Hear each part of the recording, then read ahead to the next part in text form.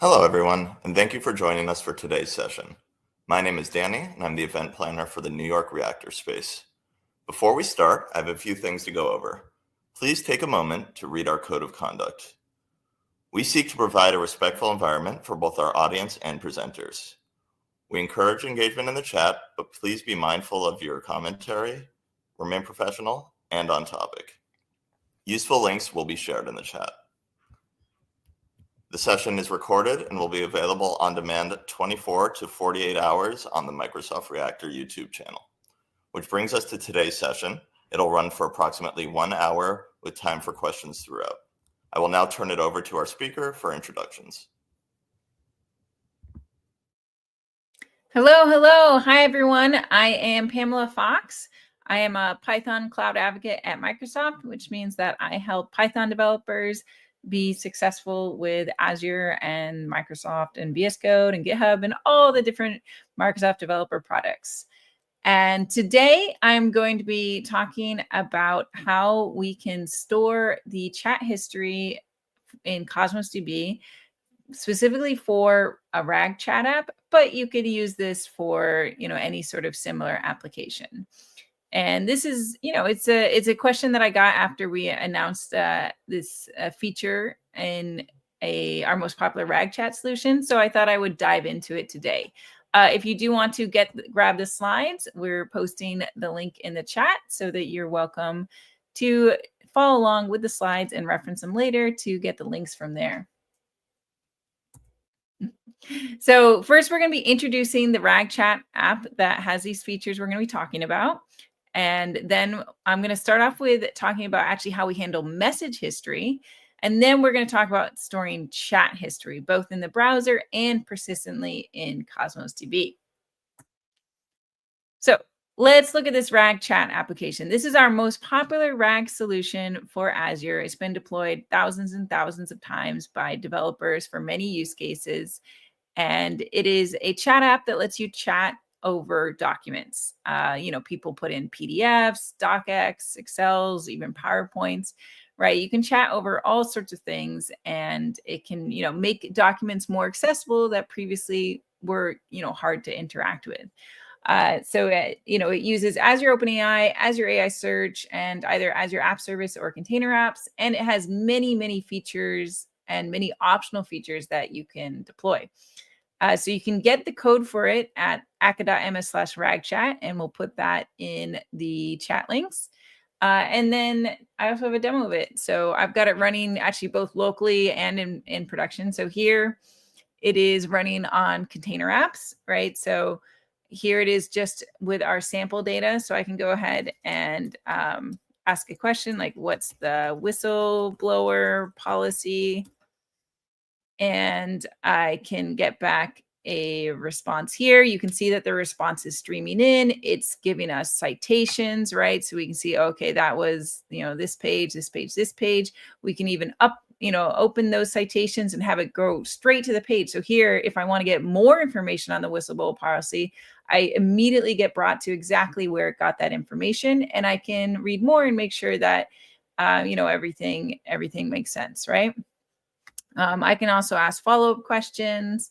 I can see the thought process it used. I can see all the supporting content it found. So it's a really nice experience for chatting over documents. Okay, so that's our basic RAG chat app. That's the kind of the default features. But I'm saying we have lots of optional features, and we're going to be going into some of them today. But the first thing I want to talk about is actually how we handle message history. And I want to talk about message history because I think some folks might think of message history when they think of chat history. And I think they're both worth talking about. And I have also been asked how we handle message history. So what I mean by message history is that within the same chat, how do we handle having multiple messages, right? So here I asked just a single question, but then I could ask like, how do I email the compliance officer, right? So I have some sort of follow-up questions here. So it says, okay, I can send an email. Okay. And then what's the compliance hotline, right? Like I can just keep asking questions about this topic. and get more answers, right? So there I've got the phone number, when should what sort of things should I report, right? I can actually keep going, forever, asking additional questions here. So this is what I mean by the message history. So within a single chat, we have a history of messages for that chat. And you can see that like the questions I'm asking, I'm actually referring to, earlier parts of the conversation, right? So what sort of things should I report? That's not a standalone question. That's actually a follow-up question where I have some context in mind. What's compliance? How do I eat? Right. So these all relate to this very first question. So when we're answering these, we need to keep in mind both the most recent question and the entire history to make sure that we get the best response. So how do we do that? So first, let's look at what the RAG chat flow looks like for a single message, right? So let's say, let me go ahead and open it up in another window so I can, ask this question, right? So does the Northwind Health Plus plan cover, what am I asking? Eye exams.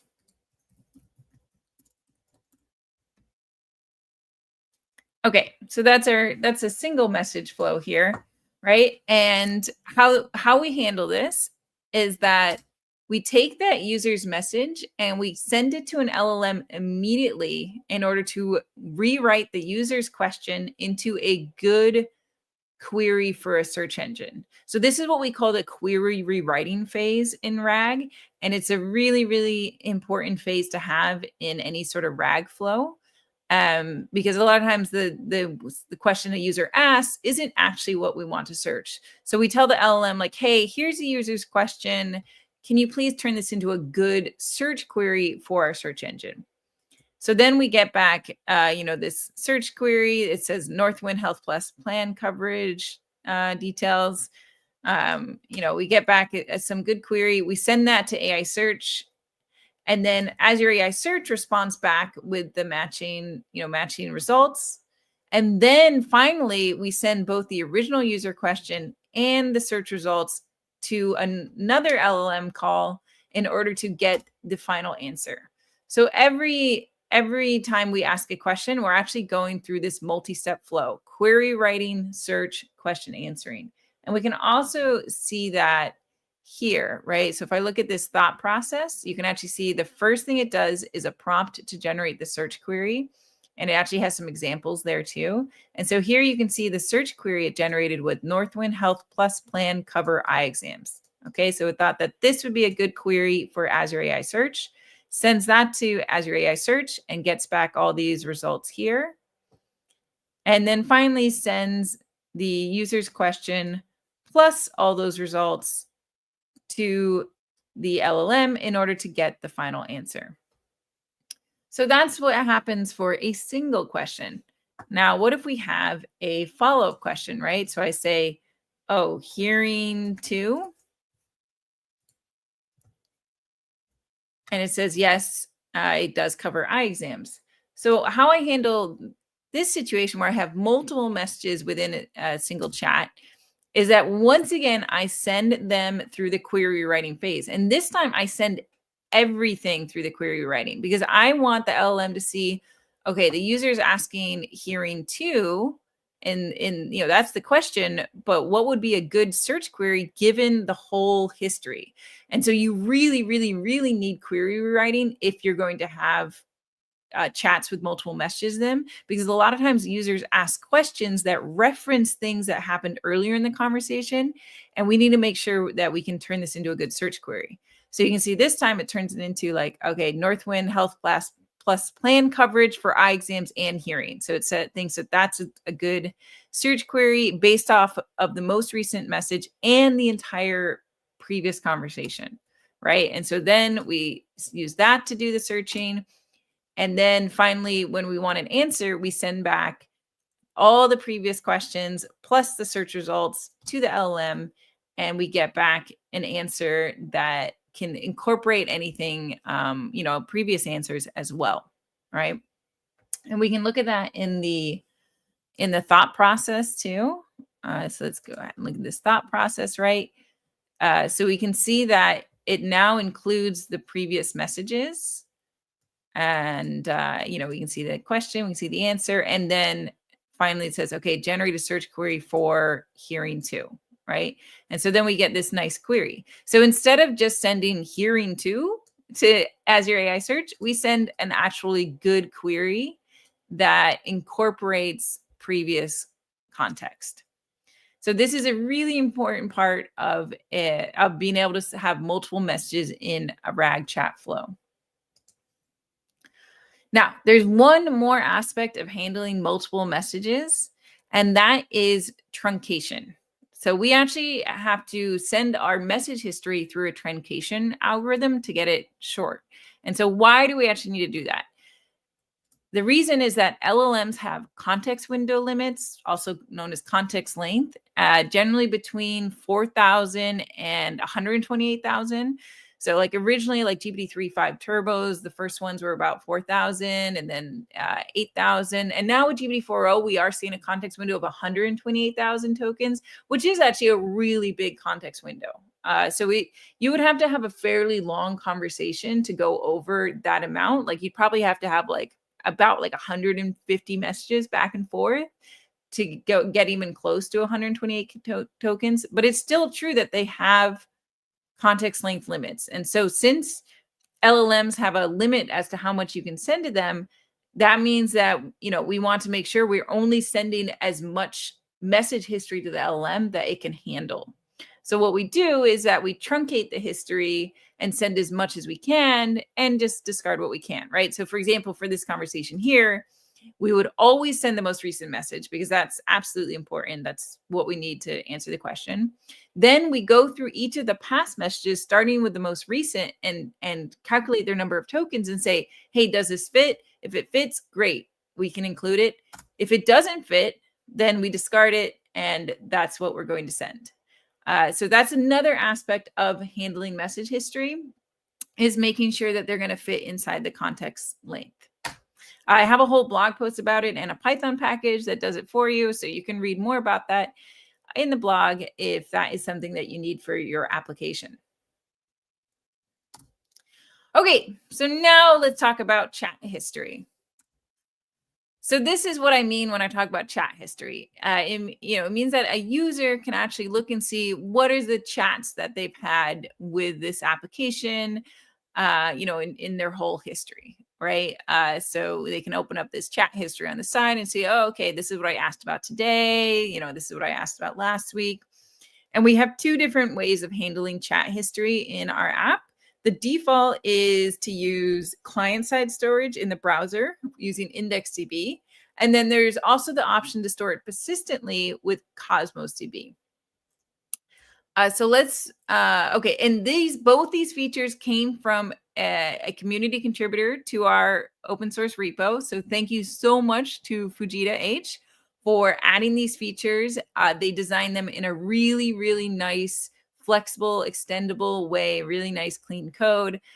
So big thanks to the community for adding these features to our app so that everyone can benefit from them, because this was a very, very popular request. Basically, like, users expect to have chat history now. They've got that with ChatGPT. They have that with other AI chat tools. Users expect to be able to see their previous chats, right? They want to be able to see what they asked, what they answered, and be able to reference them. So this is now something that people are assuming that they're going to be able to have when they're using applications like this. So first, wait, let me just interact with it briefly so we can see. So here, right, this is a chat history. So you can see, what I asked today. I asked that same question twice. And so I click on it. And actually, you can notice that slightly different answers. And of course, with LLMs, we do get slightly different answers, even for the same question. And I can see that very easily here. But I can see the entire chat, right? So I can click on any of these and go through and see what did I ask in the past. And they're all fully interactive. We can see their citations. So this is a really nice experience. All right, so let's go in to see how we architected this. So first, there's the front-end architecture. So a lot of the code for this is actually on the front end in the JavaScript or TypeScript in this case. That's because we've got a UI, and we need to have a way of actually pulling the history data from wherever it's being stored. So here in the pink is all the UI elements. So the history panel with its items. And then there's this history manager and history provider interface.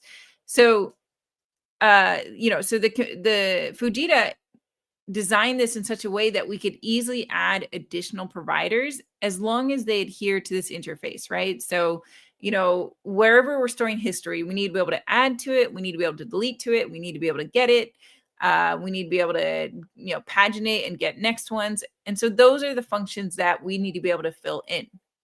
So we have 3 providers. The none provider, which is if you haven't enabled chat history at all, then basically just will do nothing.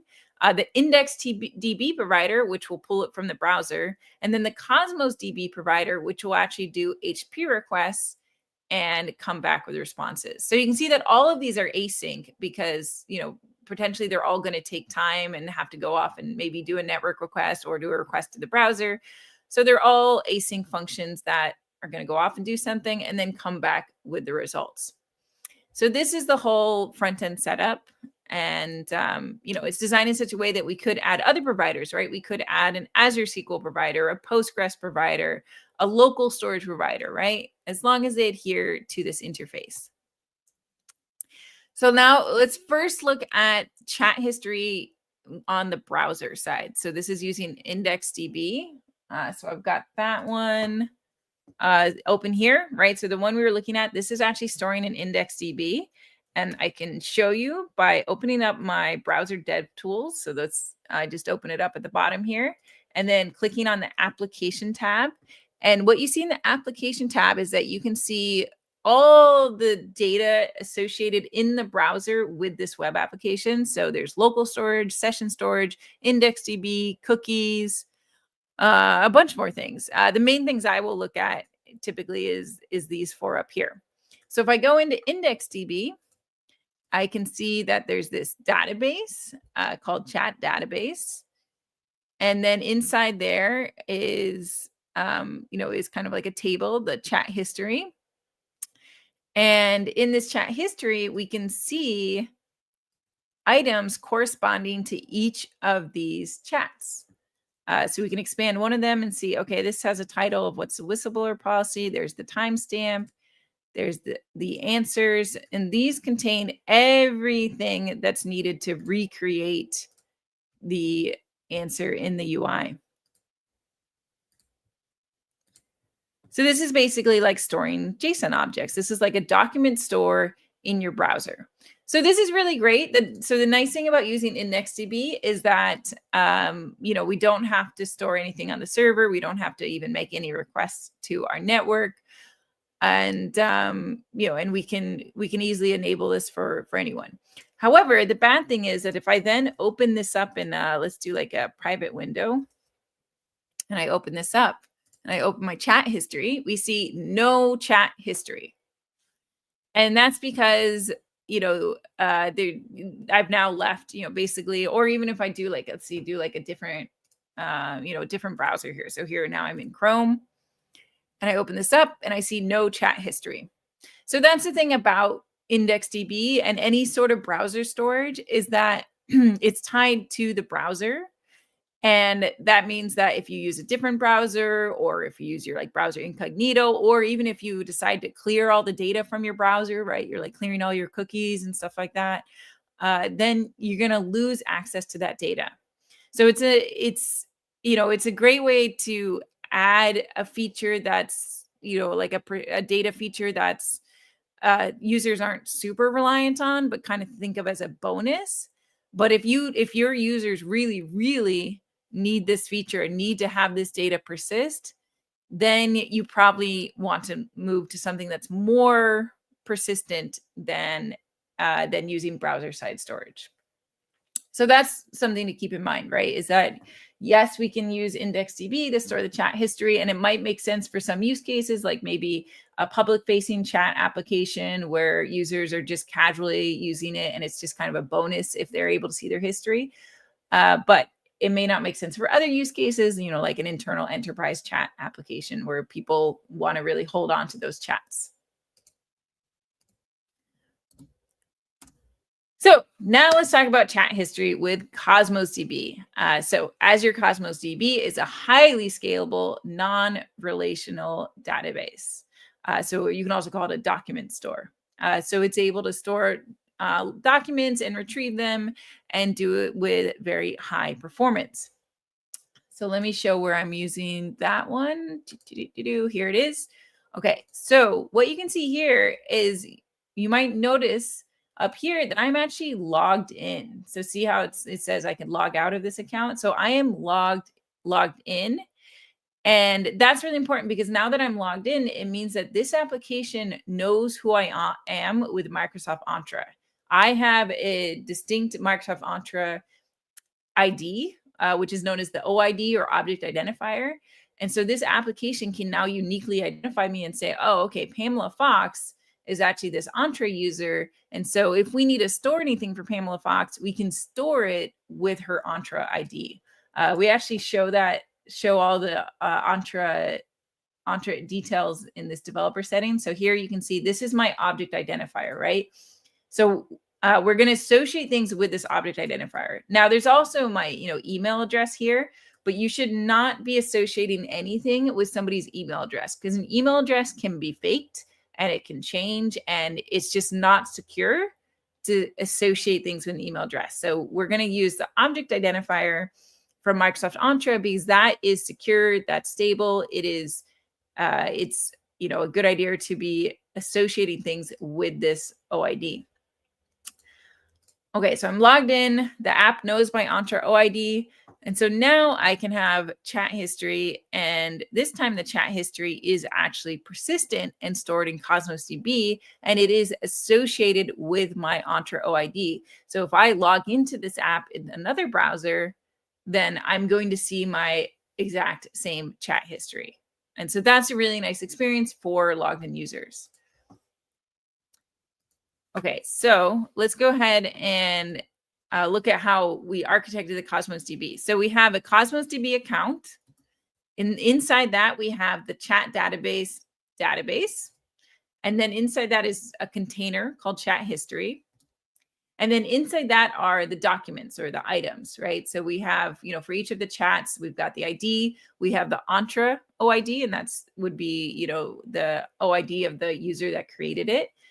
We have the title, we have the answers, we have the timestamp, right? So a lot of these are the same as what we saw for IndexedDB, but the big difference here is that now we have an Entra OID because we need to make sure that we are securely tying chats to their owner and that a particular user can only see their own chats. Now, the other interesting thing we're doing here is that we're actually partitioning. So with Cosmos DB, you can pick a partition key, and that's a great way to have better performance. If you know that you're only ever going to be querying within a partition. And in this case, we're only ever querying, when we're getting back someone's items, we're only ever querying for just their items, right? Like, okay, we just need all the chats for this user. So we decided to use Entra OID as the partition key.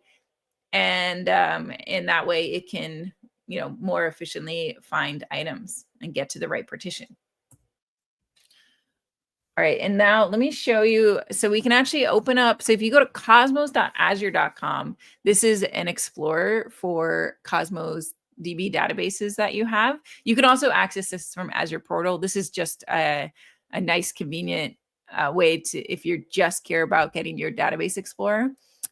And so what I've done is opened up this database here. I'll start again. So here's the database. Here's the container. It's refreshing.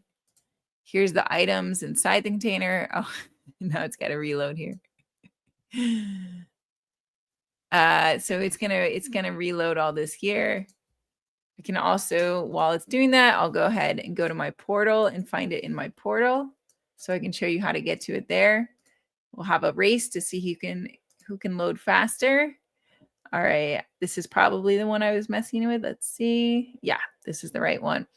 So we go to data, probably Data Explorer. There we go. So this looks really similar. We go to chat history here. We go to items here.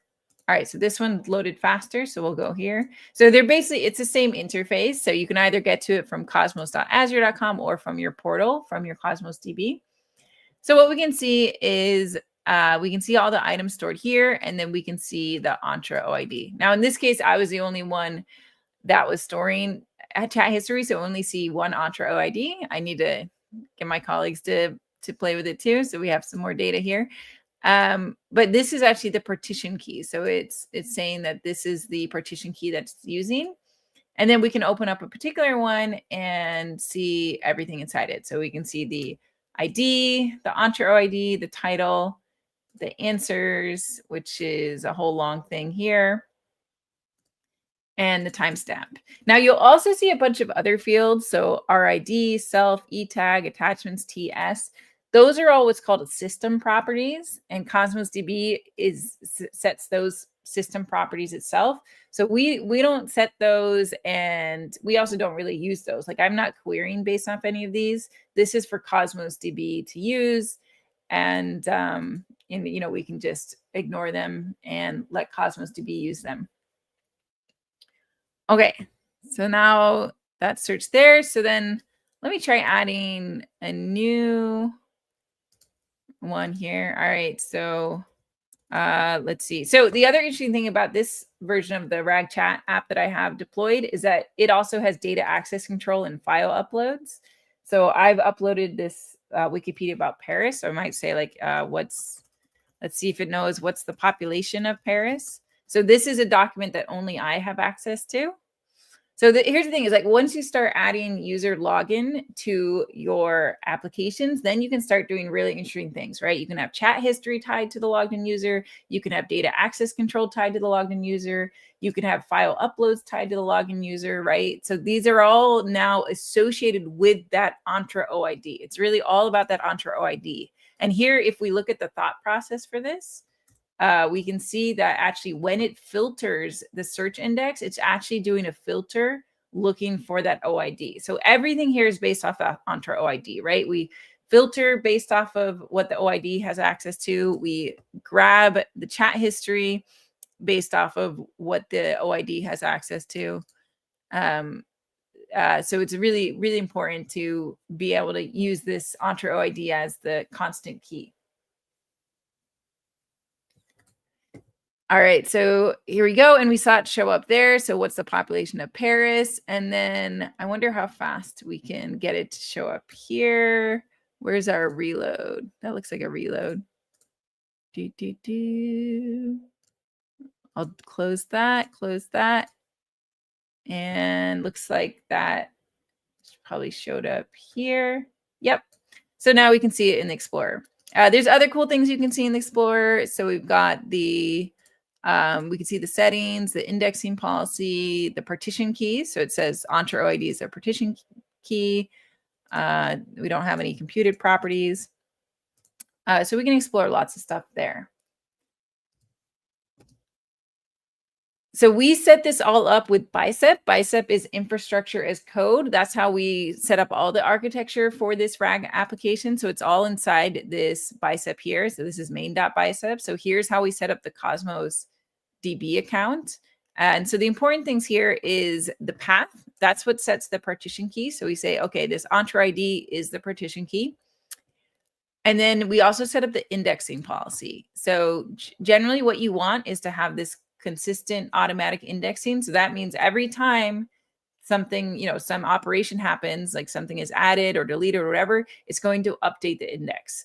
So you want to have that automatic consistent indexing for an application like this, because the user expects that they can always see their most recent chat history, right?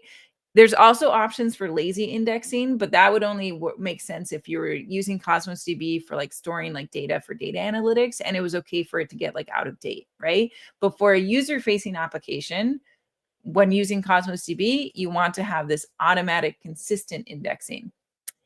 And then we can tell it which things it should index and which it shouldn't. And you can either kind of do like, base it off what's included or what's excluded. So in this case, we said, oh, include everything. And that's actually what's recommended, because if you start off by saying include everything, then if you add a new field to the index, it will default to indexing on that field. And that might be what you want if you add a new field, like maybe you do want to filter by it. And then we just explicitly exclude some paths. So we say, oh, we know we don't want to ever filter based off title. We know we don't ever want to filter based off answers. And then this one I actually don't even think we need, because this is one of the system properties. So that I read that that's never indexed anyway. Unless you want to explicitly do it. So this is one way of doing the indexing. You can also do the reverse, is that you can like exclude everything and then explicitly include what you want. But this is the recommended way, just that if you do add some additional field to your documents, it will default to indexing it. So this is how we set it up. But you have different options depending on what works for you. So you can learn more in the documentation about partition keys and then about indexing. Okay, so let's just look at how we set up the API routes. Actually, let me go ahead and open up the app again. All right, so let's say I'm going to clear my chat and say, what language do they speak in Paris? I'm giving it an easy one now. I'm going to open up my network tab. Okay. So you can see it answered and it linked to the article that I'd uploaded. So when I look at my network request here, we can see the chat history request with a status of 201, which means okay created. So that means that it created a new chat history, chat history item, and we can also see that in our chat history. And so that was a post to chat history that contained the current set of answers, and we just got back a 201. Okay, let's see, and what are there museums besides the Louvre? All right, and so this time we see, let's see what's in our network request here. Okay, so it's still streaming in the answer because there actually are quite a few museums besides the Louvre. So here we got a bunch of answers here. And we look at here, chat history. And this time it's doing a post to the chat history. And, it's sending in more answers, right? And then we can also see that because we have that chat history panel open, it's constantly refreshing and getting the items too, right? So it's getting back all the items. So that's how we can see the API requests that are going over the wire. Like if you're ever working on an app and you're not sure how it's actually working, always open up the dev tools. I always have dev tools open. And because in those dev tools, you can see all the network requests happening. You can see what's in my cookies, right? Like, oh, okay, this is my app service auth session. That's my token because I'm logged in. I can see what's in the local storage. Like, oh, okay, we're internationalized, but I'm in English right now because that's what my browsers default to. So you can learn so much by opening up your dev tools and just exploring and watching what happens. All right, so we have, so these are what the API routes look like and kind of the equivalent Python code that we use, right? So when we're creating a new chat history, we do an upsert, and that adds in, upsert means either insert or update. So in this case, it's going to do an insert or update. So if the ID has never been seen before, it doesn't insert. If the ID has been seen before, it doesn't update. That's what upsert means. It's just update or insert. Then when we trying to get the items for that panel, we're doing this query where we're saying okay, get all the items for this Entra OID, and then, order so that the most recent ones are at the top. If we want to get a particular item, then we're going to just read that item, and that's, very efficient. We're just saying, here's the item ID and here's the partition key. And so it'll go straight to that partition and then grab the item from the partition. And then if we want to delete, we do a delete similarly. So those are basically the API routes. They're all inside cosmosdb.py, and you can see them here. But, once again, we have designed this in such a way that we have the flexibility that maybe we could add on other data, other providers as well if people wanted to store in some place other than Cosmos DB. All right, so that's what I want to show. Now, for questions, I did actually ask on LinkedIn while I was preparing this talk, what questions people will have, and I got some good questions on there. So I'm going to go into one of them, and then please, if you have any questions or comments, do post those in the chat because I have plenty of time to answer questions today. So we can go into whatever. So what the person asked on LinkedIn was, could you have chat history with access control? Meaning that they want to allow users to share a chat with another user, right? So that like the user could see like, oh, hey, I got some really good information here. Check out the chat I had. And that I thought was a really interesting question. And it's not a feature that we have right now. And is interesting to try and figure out, how would we do it in this case? Because we had designed our chat history assuming that a user, has access to their chats and nothing else. So let's say we want to do this feature. So we thought of various options, right? The first option I thought of like, okay, what if we just add a field to each chat that said allowed Entra OIDs? And then, for a particular user, we would query to see if their OID was in the allowed Entra IDs of other chats. So this would actually be a pretty bad idea, a pretty bad design. And the reason for that is because then we would be doing a query across partitions. Because remember how we're partitioning based off Entra ID? So in order to find the chats shared with a particular user, we would end up doing a query across all these partitions. And we generally really want to avoid doing cross-partition queries. They're more expensive, they're slower, they should be like a last resort, right? So this design wouldn't work very well. The other thing I thought is like, okay, well, what if we just made Entra OID into an array? And, you could basically just have multiple owners of a chat. And then I think that would work, but it would give the other user 100% access to that chat. And they could then delete the chat. They could add other people to it. And that doesn't really feel good from an access control perspective, because a lot of times you want to have kind of like an owner of something and then who they've shared access to, but you kind of want to retain who was the owner of this, right? So I didn't like that idea either. So I floated this question by other folks at Microsoft and got a really nice suggestion from Sydney Andrews. And so his thought was, okay, well, why don't you have a new document type and like a new kind of item? And that item would contain the IDs of all the chats that have been shared with the user, right? So, this would be my Entra OID, and then there'd be an array of chats. And these were all the chats that had been shared with me, right? So this was the person who shared it with me, and this is the ID of the chat. So, that would be a single item per user. So we basically fetch that, fetch that document for each user. And then we would go through and look at each chat ID and pull out each of those chat IDs. So it still takes time because we still have to go and pull out each chat, but that's generally going to be a lot better than any of the other ideas we had. And Sydney even wrote up the C# code for that. So if you want to see that idea there, it's in this gist here. So that was really interesting. So this is what I find, really interesting about designing these features, is that it really helps to know what you want to be able to do with them, so that you can figure out what's going to be a performant way of organizing your data and organizing your partitions, and what fields do you need in your documents to enable all the features you can imagine. Okay, so that's actually the end of the slide. So let's see. I do see a comment from Chris, like hopefully we can get it soon for the real-time RAG app. So Chris is referring to, I would presume is referring to this voice RAG application, which is using the GPT-4o real-time API and doing that for a RAG application. And it's actually really, really cool. I don't have it running right now. I do work on this one as well.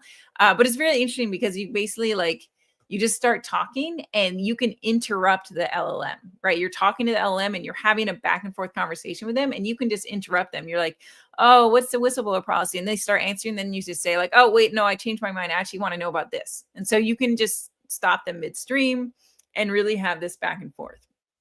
And this is designed to work well with any AI search index. So it does actually integrate well with the AI search index from here. So I can point this at my search index from here and have this real-time interface. So Chris says that they want to get chat history for the real-time RAG app. And that would be cool. Let me see if we have oh yeah. So we do have a pull request for that. So I'll ask Enrique, who's been reviewing it, what the status of that. Now this, I assume, where is it being stored? Is it stored just in IndexedDB history panel? Okay, so this one is probably storing just in the client side, from what I can tell, right? Because you notice in the PR that there are no, there's no backend changes at all, right? And that would make sense for this one because also in this repo, we haven't added user login. So if we wanted to add user login, then we could add in persistent stuff. So here's the thing is that basically if you want to persist your chat history to Cosmos DB, you really should also have user login. Otherwise, what you end up having to do is create like this kind of guest user login. Like you kind of have to like make this fake user and pretend that somebody is logged in by like adding a cookie to their machine and then associating it with the cookie. And you can totally do that. It's possible. And I've done that in a lot of apps. But it's a lot more work because you have to come up with that fake user and figure out, imagine that the fake user then then decides to log in. If you add login later, then you have to upgrade a fake user to a real user. I don't know. So it gets a little complex. So it's just something to keep in mind is that if you want to add persistent chat history, you might want to also be adding user login using Microsoft Entra, like we did here. All right, let's see. Are there any other questions? I saw a question about California weather. California weather is looking pretty good. The usual California is like one day it'll be winter and then the next day it's summer. So today it's summer. All right, question from Rashmi. Let's see, what else can be used for chat history? So Rashmi's asking what else can be used for chat history. So in this example here, I'm using Cosmos DB. And the reason we're using Cosmos DB is because, it's highly scalable. It's got good pricing plans where kind of the pricing can scale based off our usage. So both the performance scales and the pricing scales, which is always nice. And, it works pretty well for storing, generally non-relational data stores work pretty well if you're storing user specific data because you're not doing relational queries, right? I'm not constantly querying across lots of different, different related things and trying to join them together. So generally, in my experience, if you are storing user specific history, profiles, etc., it does work pretty well to use a non-relational data store. That's what I've used in the past when working on chatbots outside of Microsoft. And so it just works pretty well because you don't need the relations, right? If you don't need a relational database, then it might not be worth it to add that complexity and that performance. However, you totally could, right? So the Azure SQL PM actually asked me can we add Azure SQL to this? I work also with Azure Postgres a lot. So we certainly could add other providers, right? So the main one, databases that I work with at Azure would be Azure Cosmos DB, Azure Postgres, and Azure SQL. We have other ones as well because Azure just has so many offerings and marketplace offerings. But those would be the main ones that I would consider adding next. And so the reason that you might want to use other ones is just if you're using it for other stuff, right? So for example, I have another repo, which is, this one. So RAG on Postgres, right? And so that one is storing everything in Postgres and then asking questions about the Postgres items. So if I was going to add chat history to this one, I would definitely store it in Postgres because I'm already using Postgres, right? So certainly if you're already using a different database like Postgres or Azure SQL, it makes sense to use that database because you've got it set up, you're already paying for it. It's, it's not going to be that much additional traffic. So that would be a reason why you might consider different databases. Now, Rashmi actually mentioned ChromaDB. ChromaDB is actually a vector database. We do not particularly need a vector database for this. We're not doing any sort of vector searches here. We do have vector support in Cosmos and Postgres and Azure SQL now. So generally, Azure has vector support everywhere. But for this use case of storing chat history, we don't need any sort of vector support. We just need this basic ability of storing the chat items and pulling them out. So we should be able to use pretty much any database for it. Okay, let's see. I'll go on to the Cosmos DB question next, which is, can we use Cosmos DB to store vector data? Yes, you definitely can. So as I was just mentioning, Cosmos DB and all of our other Azure databases have support for vectors. Let me see. So Cosmos DB has a gallery now. I'm seeing if I can find the gallery. There we go. I'm pretty sure this is going to have, there we go, vector search in Azure Cosmos DB for NoSQL. So this one talks all about it. And they recently added disk ANN support, which is, right, so these are basically all the, so when you're doing vector indexing, you typically pick an indexing algorithm. And in this case, for Cosmos DB, the algorithms, these are the algorithms available. This is the one they recently added, which is disk ANN. And disk ANN is meant to be really, really efficient. We're adding disk ANN to a bunch of Azure properties now. It was actually invented by Microsoft Research, and that should be very efficient. So that's probably, the indexing algorithm you want to use. So you can see here, like this is, we saw this here. This was how, like, I set up an index. And so we just add vector indexes to that. We say, okay, this is the vector you're going to index, and this is the type of indexing algorithm you're going to use. So then once we've done that, we can then do queries using this special vector distance operator. So this is generally how you go about adding vector search to any database, is that you say, hey, here's the thing, here's the field I want to index, here's the algorithm I want to use. And then when you do the query, you use a special vector distance function that queries based off that, right? And then you can get the most similar results for that. So this you probably want to do if you're developing like similar items, if you want to show similar items to things in your database, if you want to do like a search, if you want to do like a search, like somebody puts in something and you search for things that are like that.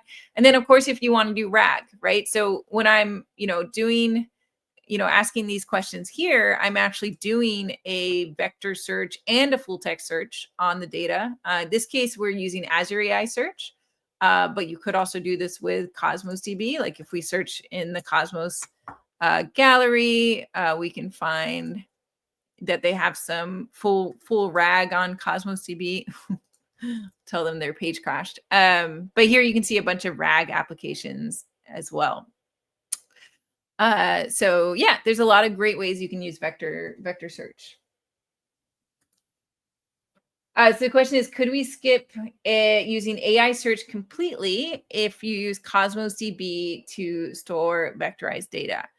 Yeah, so you could, so here, this setup uses Azure AI search for doing the retrieval, right? So we can see that here is that it's doing the search against Azure AI search and getting back the results. Oh, that one didn't get any results. That's because I'm in my access control one. Let's do it over here. Okay. Right. But you can search anything with, any sort of database that has the ability to find good results based off a user query. You could use it. I will say Azure AI search does work really, really well for RAG on unstructured documents, because Azure AI search does both a vector search and a full text search and merges them together really well. So if I was doing a RAG on unstructured documents, I always use Azure AI search. But if you're doing a RAG on data, like you already have, data stored in Cosmos DB and you want to ask questions about it, you could directly use that data. That's basically what I do here for Postgres, is that I'm just directly, searching the database for the results. And there's examples of that in here. Oh, the Cosmic RAG Food app. This is the one from John Aziz, where you'll see it looks really similar. His examples on food, but he is directly querying Cosmos DB to get back the results. So yeah, you have a lot of options. So you could definitely build a full RAG on your Cosmos DB database. This one's with MongoDB, but you could do it with NoSQL as well. Just look in the gallery at the various RAG samples and, basically find the one that is most similar to what you're looking for, and work with that. Oh, they even have a voice RAG in here. Wow. Yeah, so they basically have Cosmos DB versions of a lot of what we've done with Azure AI Search too. So you just figure out what is going to work for your use case and evaluate it and make sure that you're getting a high quality result for your users. All right, so going back to earlier questions. So Nam asked, how does the parsing process work when a user uploads their own documents? All right, so Nam is asking about this, right? So I have an uploaded document, and the parsing process here is actually the same data ingestion process that we use locally. So let me try uploading another file. Hopefully it'll work for me. So it's doing the uploading here. So it's actually sending the binary data to the server. The server then sends it to Azure Document Intelligence, and then once it extracts the data from Azure Document Intelligence, it gets back a bunch of text. Then it splits up that text into chunks, usually like 500 tokens per chunk, then calculates the embeddings with Azure OpenAI embedding models, and then stores it in the index. So it's doing the same process that we use when we're like uploading the main documents, but it's just doing it, on demand on the server, right? So it's from this one, like here's the upload code, right? So we get back the user's OID. That's very important always. We also store it in the blob. In this case, we store it in Azure data lake, because that has permissions built in. So we store it associated with that user. And then we just tell the ingester to go through and extract the content from it and embed it in the search index. So this is how the uploading works. And this seems to work pretty well. If they were going to upload a really large document, this could run into issues. So I know there's also folks that have have systems where they kind of break up documents and do the ingestion offline. But this has worked pretty well for at least for the small documents that people are using it for. Okay. Question from Sean Wee. Can we use scraped website data instead of documents? Yeah, you definitely could. I actually have a version, a branch that does that. You can see how I did it. There is also an HTML, like this repo here does have an HTML parser that you can use. So if you look at I'll just show it in the source code here. HTML parser. Okay. So you can also parse HTML with Document Intelligence, but you can also do it just locally with Beautiful Soup. So Beautiful Soup is a popular Python package for scraping web pages. So I like to do it with Beautiful Soup because then I can control it even more. Let me go ahead and find my branch for this so I can show you what the code looks like. Branches. Branches. Okay, my blog. All right. So I did make a few changes just to handle my blog really well. So basically, I made a RAG based off of my blog.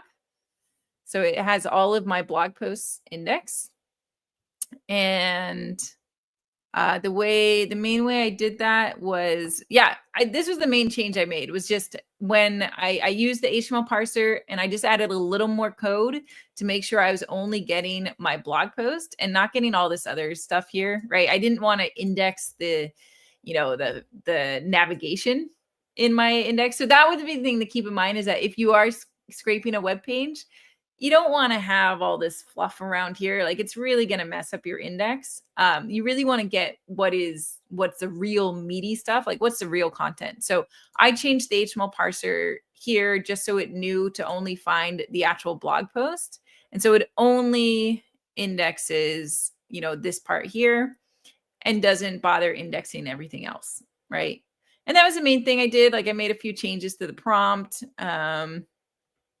But that was a primary change. So yeah, you can definitely scrape a web page and build a RAG based off that. Just try to make sure that all the content that you're indexing is high quality, especially if you're using vector search. Here's the thing about vector search. I love it. It's great for finding semantically similar things. But if you have any sort of kind of like junk in your index, it will find that junk. It will find that junk and it will mess up your RAG, right? So you do not want to have junk in your index. If you've got stuff like this, do not index it, right? So keep that in mind anytime you're indexing anything, ingesting anything for RAG, is you want all of your indexed content to actually be, meaty, useful things, and you want to, pre-process to get rid of that junk, or post-process. Just don't have junk in your index, because vector search will find that junk and will really decrease the quality of your RAG flows.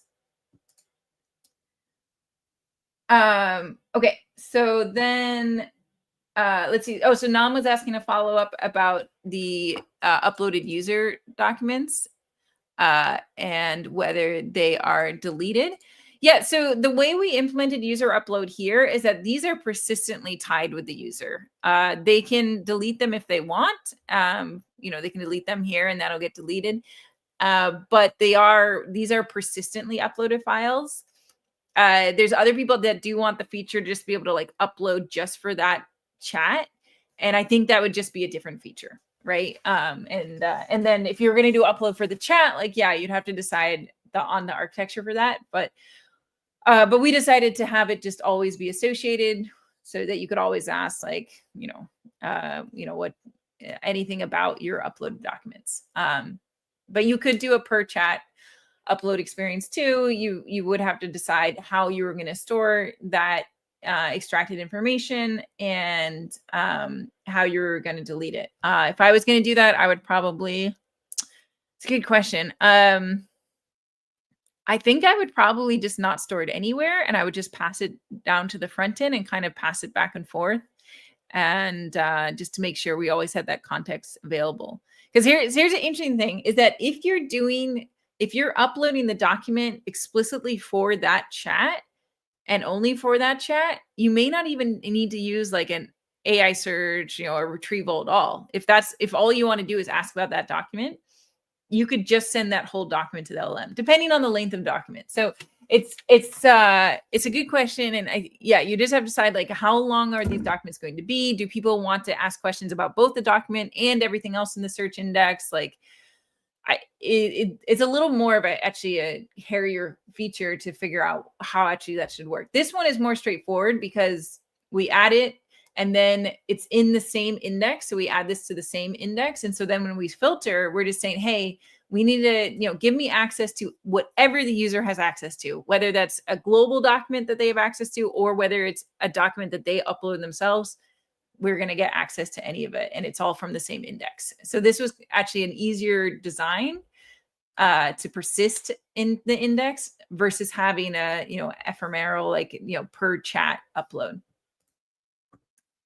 Okay, so let's see. Crispin asks, when I was speaking about AI search, is this equivalent to graph RAG or something else entirely? So the RAG that we're doing here is not a graph RAG. We're doing a RAG where we do a search on AI search. We do a hybrid search, which is a combination of vector search, text search, and semantic ranker. So that gets us the best results from AI search. And we usually just ask for 3 results. based off the user query. We can change that. Like we have all these settings here. So, we might want to change it up to like 10 or something and see how that affects it. But we get back those results and then we send it and get back responses. So this is what I would call like just a standard RAG. Graph RAG is interesting, and the AI search team is looking into Graph RAG, and we're considering like integration into this repo or other sorts of integrations. Graph RAG is a useful tool if you're trying to ask like higher level questions, like more kind of zoomed out questions where the answer would be like kind of across the whole index and like would involve like many things from across the index. And so it's like I think of it as being good for like higher level questions. If I wanted to say like what are like a classic question is what are the themes in this index, right? Like what are the top themes in this index? I wouldn't get a good answer from this RAG flow because that requires visiting, like knowing something about the entire index. So Graph RAG is one way of being able to answer those like higher level questions, like what are the themes of everything in this index. So we're not using Graph RAG here. There are approaches out there that do use Graph RAG, and we're looking into integration of it. But here, this is a more standard RAG. And Crispin is asking about re-ranking. This does use re-ranking. This query here uses vector search, text search, and the re-ranker. That's how we get the best results from Azure AI Search. So generally, whenever you're doing retrieval in your RAG flow, you want to use all the options. So you ideally want to do vector search, full text search, and a semantic ranker. A semantic ranker is a special machine learning model that re-ranks results according to the user query. This one is actually based off the same model used by Bing for re-ranking results, so it's very good. We have this in Azure AI Search. There's now a semantic ranker available for Postgres. I don't remember if there's one for Cosmos yet. I'll have to look into that.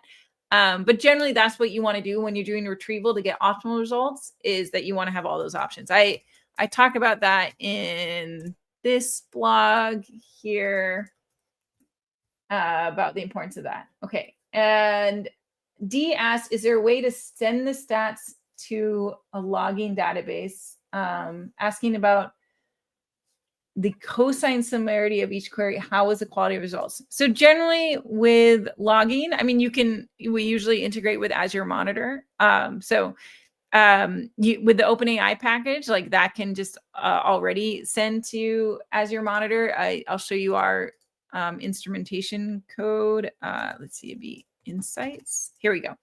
Right. So when we instrument this app, we configure Azure Monitor. We track everything made by IOHTTP and HBX, and then also from the OpenAI SDK, and then all the routes. So we do a lot of instrumentation here so that we have all of this available to us in Azure, in the Azure Monitor, and so then we can pull it back out. So you could look and see at your token usage, at the responses. You could look at all the requests made to the search API because those would go through over HTTP. So there's lots of instrumentation you can do. And then if those aren't working, like if you need additional stuff, you can, add more things. You can add metrics and gauges and all sorts of things so that you can get whatever information that you need in order to evaluate how well your app is working. Cool. Okay, these are great questions. I love all the questions. We are at time now. Once again, you're welcome to download the slides and also check out the application that I was showing. If you do want chat history, it is an optional feature. So you will need to go to our guide about optional features and follow the steps in order to enable it. And depending on whether you want the browser history or the chat history. But of course, you can also just look at the code and learn from that for your own applications. Ooh, I got a 500. Yay. All right. So great. Thank you so much, everyone, for all the great questions and comments. I hope this was useful for you. Bye.